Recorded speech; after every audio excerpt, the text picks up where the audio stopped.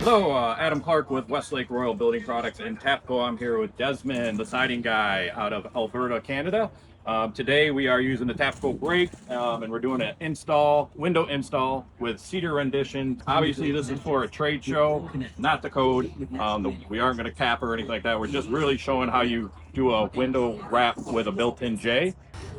I see here you've got a few 8-inch pieces already. And let's take a look at the measurement of the window, and that determines our Okay, great.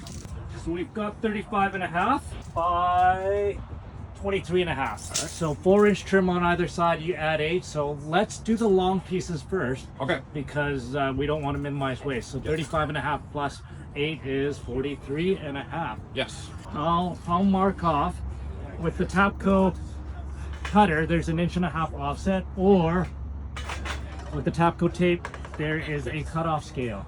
So we can roll out the length first and use the cutoff scale to cut it instead of marking it. From the sideline at the 2-inch mark.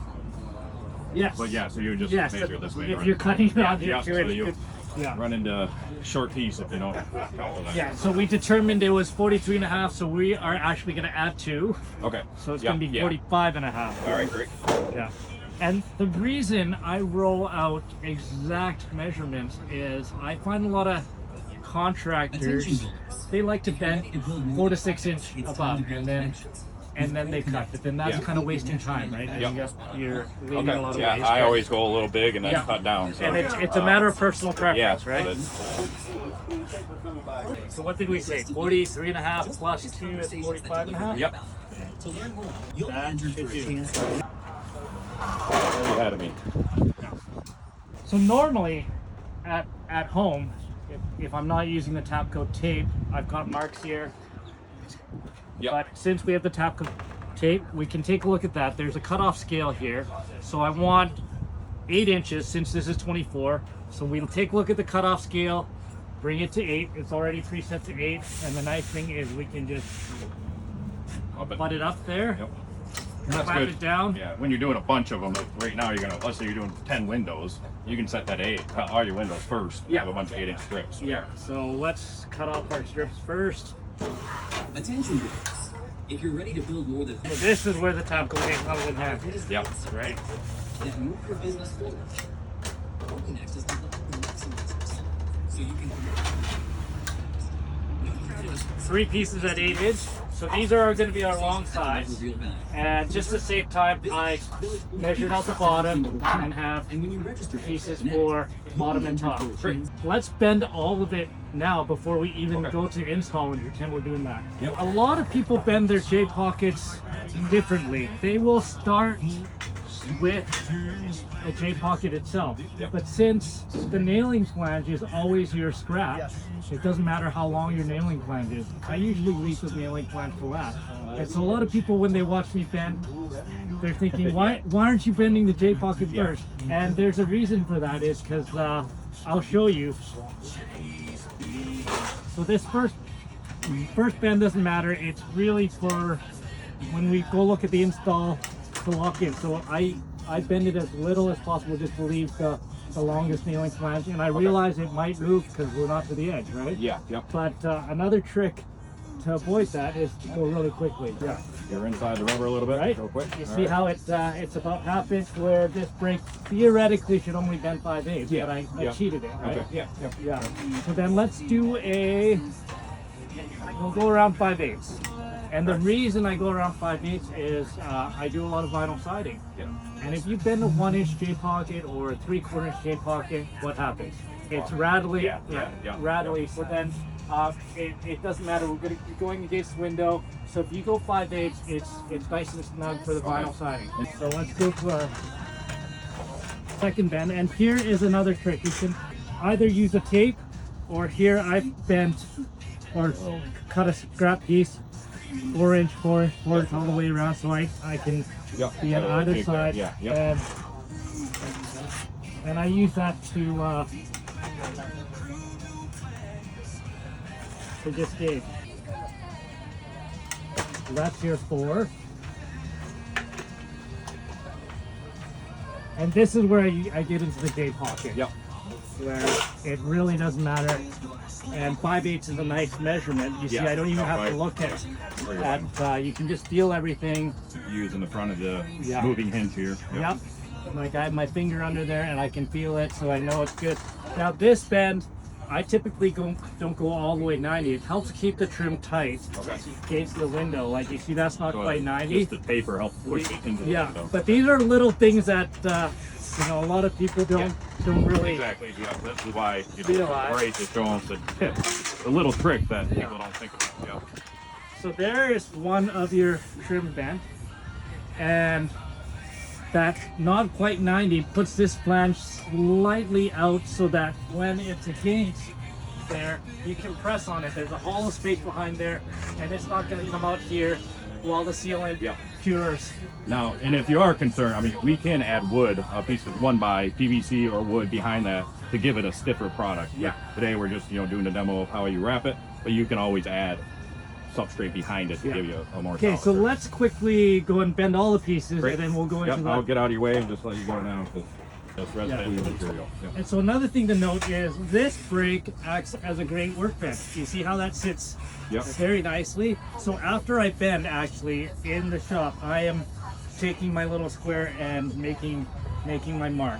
So Yep. since it's 4-inch trim, I'm just gonna make a mark at 4-inch on every one. And since my square is out, I might as well do it for all. So I noticed, you can see here, he cheated about a 1/4 inch from your corner and a 1/4 inch from your mark. Yeah. So you're gonna So cut. the your mark is 4-inch, and we'll get to that a bit later on why I like to leave a little bit of meat on the miter. Some guys go point to point, Yep. but it's all preferential. And oftentimes I will actually have scrap samples like this to show the client. We can do it this way, or we can do it this way, and then the client can ask you, oh, what are the advantages of this, and I Yeah. said, well, some people like it point to point, but if your point is there, it could snag on something. Exactly. It's a real thin piece Yeah, right there. and then I like to leave a little bit there for a bend, and I'll show you that bend in a bit. Just like a bend on a car, it adds strength. Yep. To- Any bend in your coil is Yeah, gonna add strength. and then it's going to prevent it from warping. Oil candy Yeah. warping, all of that. So in order to lock in the miter, we're going to have to bend some flaps. It's going to be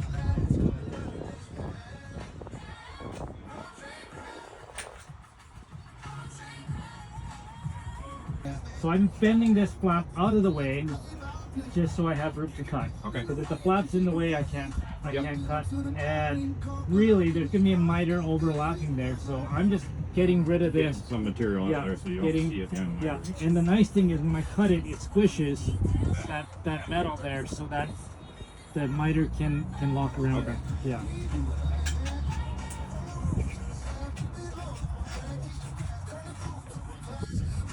This is where I just gotta think like water. Yeah. Okay, I'll just show you one side. Yeah. You'll see there's a tab there. It can be out of the way because the next tab will fold over. This tab folds up. Up over your window. Okay.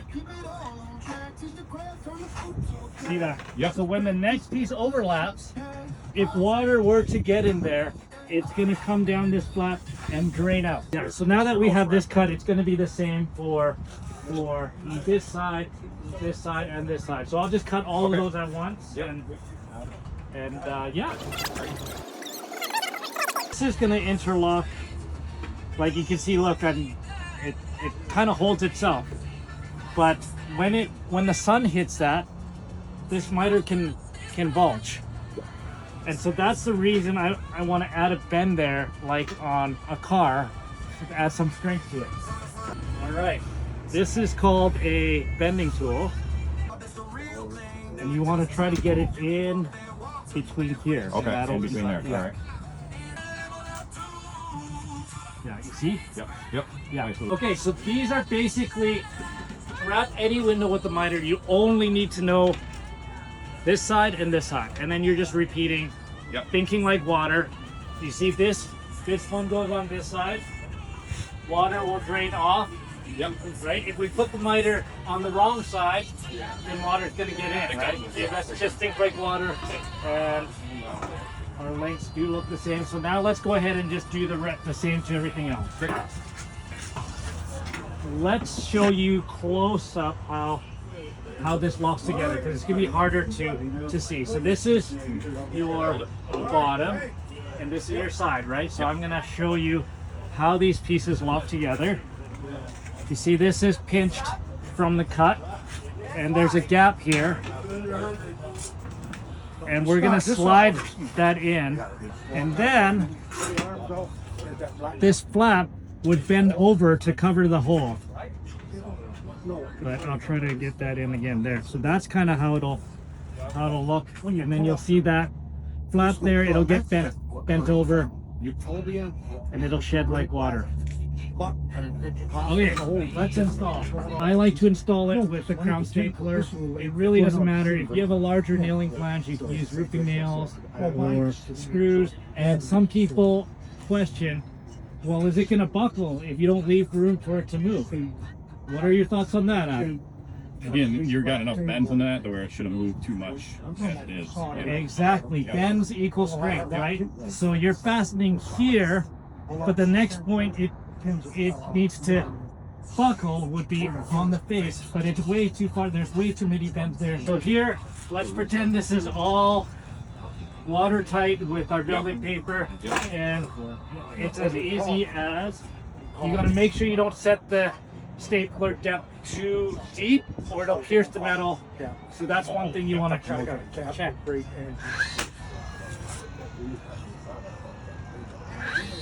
So for the purpose of this demonstration, I'm only going to put 2 fasteners because Adam's going to have to take this apart later, and we want to make it easier.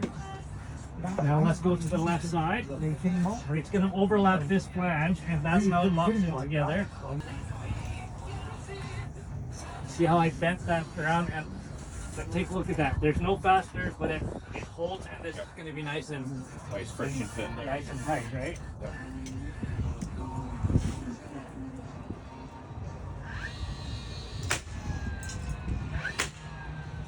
Yeah.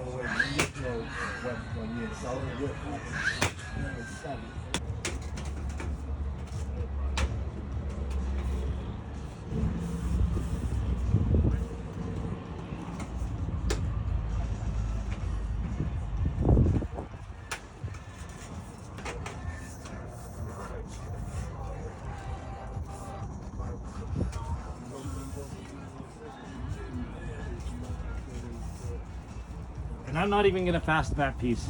It's locked in, and that's kind of how it'll look. Yeah, great.